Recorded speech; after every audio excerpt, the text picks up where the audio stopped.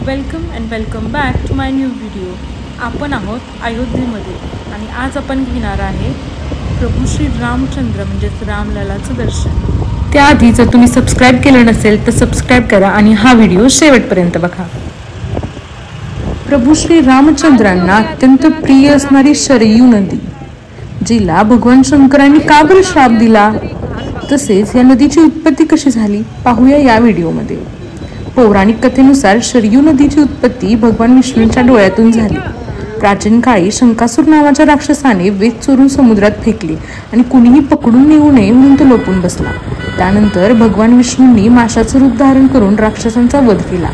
त्यावेळी भगवान विष्णूंनी ब्रह्मदेवाला वेद सुपूर्द करून आपले खरे रूप धारण केले। यावेळी भगवान विष्णू प्रसन्न झाले आणि त्यांच्या डोळ्यातून अश्रू वाहू लागले। ब्रह्माजींनी हे अश्रू मानसरोवरात ओतले। महाराजांनी बाण मारून हे पाणी मानसरोवरातून बाहेर काढलं। त्या पाण्याच्या प्रवाहाला शरयू असं म्हणतात। श्रीरामांनी शरयू नदीमध्ये जलसमाधी घेतली। प्रभू रामाने शरयू नदीतच आपल्या प्राणांची आहुती दिली। त्यामुळे भगवान शंकर क्रोधित झाले आणि शरयू नदीला श्राप दिला की मंदिरात अर्पण करण्यासाठी तुझ्या पाण्याचा वापर कधीच केला जाणार नाही, तसेच कोणत्याही पूजेच्या वेळी तुझं पाणी वापरलं जाणार नाही। यानंतर शरयू नदीने शंकराची माफी मागितली। त्यानंतर अनेक विनवण्या केल्यानंतर शरयू नदीला सांगितले की माझा शाप परत घेऊ शकत नाही, परंतु तुझ्या पाण्यात स्नान केल्यानं अनेक लोकांची पापे धुतली जातील। तर हे जे संपूर्ण पात्र दिसतंय हे संपूर्ण पात्र शरयू नदीचं आहे। एवढं मोठं पात्र आहे। यानंतर आम्ही जाणार आहोत रामललाचं दर्शन घेण्यासाठी। आम्ही जस्ट कुंभमेळा जो होता त्यानंतर गेलेलो, त्यामुळे सगळीकडेच खूप गर्दी होती आणि गाड्या खूप लांब पार्क कराव्या लागत होत्या। 4-5 किलोमीटर चालत जावं लागत होतं।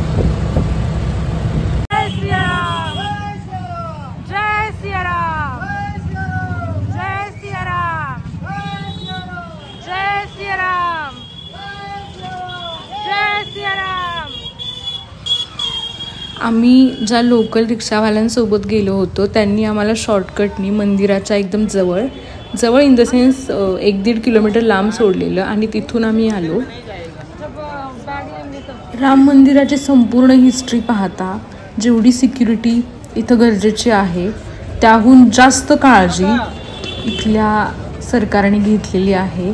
खूप स्ट्रिक्ट सिक्युरिटी चेकअप इथे आहे आणि जेवढा वेळ दर्शनाला लागत नाही त्याच्यापेक्षा जास्त वेळ इथे सिक्युरिटी चेकअप हे सगळं करण्यासाठी लागतो। आतमध्ये लॉकरसुद्धा आहेत, चप्पल ठेवण्यासाठी स्टँड्स आहेत आणि त्यानंतर आपल्याला दर्शन होतं। दर्शन रांगेतून बाहेर आल्यानंतर सगळ्यांना फ्री जो अयोध्येचा प्रसाद आहे तो लाईनमधून बाहेर येताना देतात।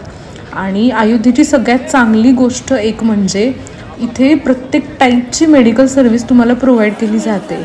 इवन होमिओपॅथिक, ॲलोपॅथिक तर असते पण होमिओपॅथिकसुद्धा। तुम्हाला काहीही झालं असेल तर डॉक्टर्स रूम आहे, तिथे डॉक्टर्स बसलेले असतात any time, 24 hours resting room आहे। मंदिराच्या आतमध्ये फोन अलाउड नव्हता, तर मला बाहेरचं जेवढं शूट करते ते तेवढं मी केलं। हे जे आहे ही लाईन सिक्युरिटी चेकअपसाठी आहे आणि त्यातून बाहेर पडल्यानंतर दर्शन रांग अजून खूप लांब आहे। ये जो नेक्स्ट पलीकडची लाईन आहे ती फास्ट ट्रॅक लाईन आहे। त्या लाईनमधून त्यांच्याकडे बॅग्स नाहीत, सामान नाही आहे, काय नाही आहे, त्यांना त्यातून जाता येत आणि यातनं ज्यांच्याकडे बॅग वगैरे आहे, सामान आहे, त्यांनी इकडून जायचं। जिथं पुढे लॉकर आहे तिथे ठेवायचं।